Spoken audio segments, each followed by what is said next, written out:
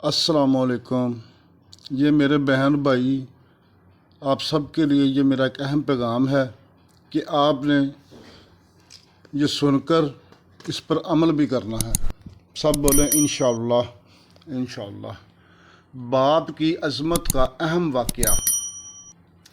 एक शख्स रसूल करीम सल्लल्लाहु अलैहि वसल्लम की खिदमत में हाज़िर हुआ और इसने अपने बाप की शिकायत की कि या रसूलल्लाह सल्लल्लाहु अलैहि वसल्लम, मेरा बाप मुझसे पूछता नहीं और मेरा सारा माल खर्च कर देता है। आप सल्लल्लाहु अलैहि वसल्लम ने इनके वालिद मोहतरम को बुलवाया। जब इनके वालिद को पता चला कि मेरे बेटे ने रसूल करीम सल्लल्लाहु अलैहि वसल्लम से मेरी शिकायत की है तो दिल में रंजीदा हुए और रसूल करीम सल्लल्लाहु अलैहि वसल्लम की खिदमत में हाज़िरी के लिए चले। चूँकि अरब की घट्टी में शायरी थी तो रास्ते में कुछ इशार जहन में कहते हुए पहुँचे। इधर बारगाह रिसालत में पहुँचने से पहले हज़रत जिब्राईल अलैहिस्सलाम आप सल्लल्लाहु अलैहि वसल्लम की खिदमत में हाज़िर हुए और फरमाया कि अल्लाह सुब्हानहू तआला ने फरमाया है कि इनका मामला बाद में सुनिएगा, पहले वो इशार सुने जो वो सोचते हुए आ रहे हैं।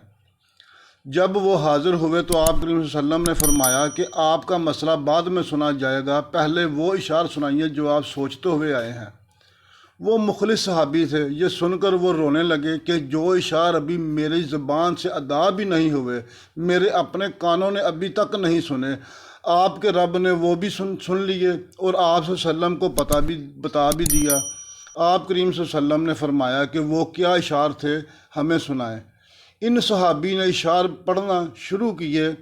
आपको इनका आसान तर्जमा बताने की कोशिश करते हैं, क्योंकि जो इशार थे और जिस आला पाए की थे और जिस बात की कैफियत थी, इनकी सही तर्जुमानी उर्दू में मुश्किल है। बहरहाल इशारे कुछ इस तरह से थे कि ऐ मेरे बेटे, जिस दिन तू पैदा हुआ हमारी मेहनत के दिन तभी से शुरू हो गए थे। तू रोता था, हम सो नहीं सकते थे। तू नहीं खाता तो हम खा नहीं सकते थे।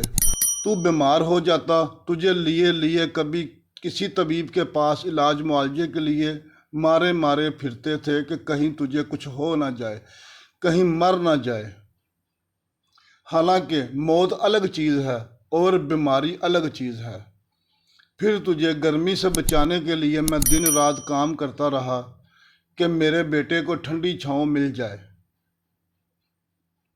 ठंडी से बचने के लिए मैंने पत्थर तोड़े, तगाड़ियाँ उठाई कि मेरे बच्चे को गर्मी मिल जाए। जो कमाया तेरे लिए, जो बचाया तेरे लिए। तेरी जवानी के ख्वाब देखने के लिए मैंने दिन रात इतनी मेहनत की कि आप मेरी हड्डियाँ तक कमज़ोर हो गईं, लेकिन तू कड़ल जवान हो गया।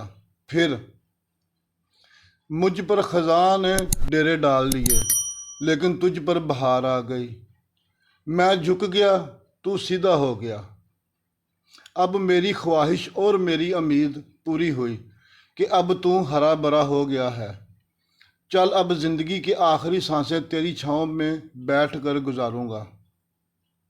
मगर ये क्या कि जवानी आते ही तेरे तेवर बदल गए, तेरी आंखें माथे पर चढ़ गईं।